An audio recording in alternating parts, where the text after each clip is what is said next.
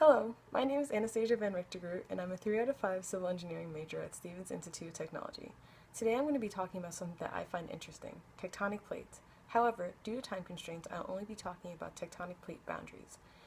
Tectonic plates in general are important because they explain the geographic placement of features such as mountains, volcanoes, and islands, and are also the cause of natural disasters such as earthquakes and tsunamis.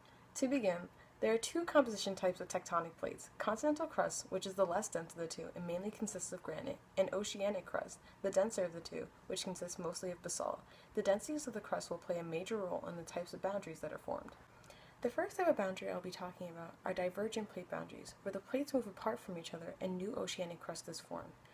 These are created by a shallow heat source under the lithosphere that creates an initial upwarp of volcanic activity.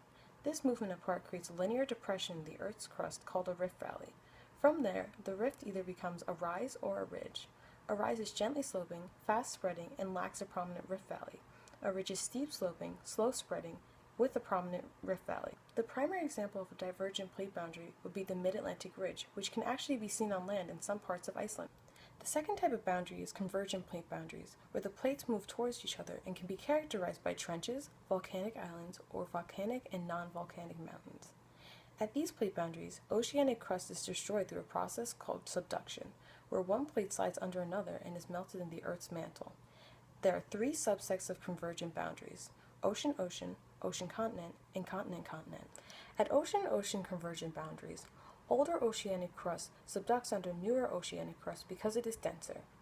This type of boundary type creates the deepest kinds of trenches and creates volcanic island arcs in the ocean, a geographic feature that is formed parallel to the trench created by subducting plates as a result of partial melting of oceanic crusts.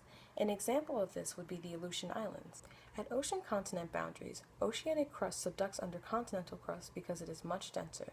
This creates a trench and a volcanic continental arc at the edge of the continental plate that is created, like island arcs, as a result of partial melting of the oceanic crust. An example of this would be the Cascade Mountains that can be found in California. The last type of convergent boundary would be continent-continent. At this type of boundary, because all continental crust is about the same density, uplifted mountain ranges are created. An example of this would be the Himalayan mountain range. The final type of plate boundaries are transform faults. This is when plates slide past each other. There are two types of transform faults: oceanic and continental. Oceanic transform faults are completely on the ocean floor, and continental transform faults extend from the mid-oceanic ridge into the continental crust. And this concludes my brief lesson on the types of plate boundaries.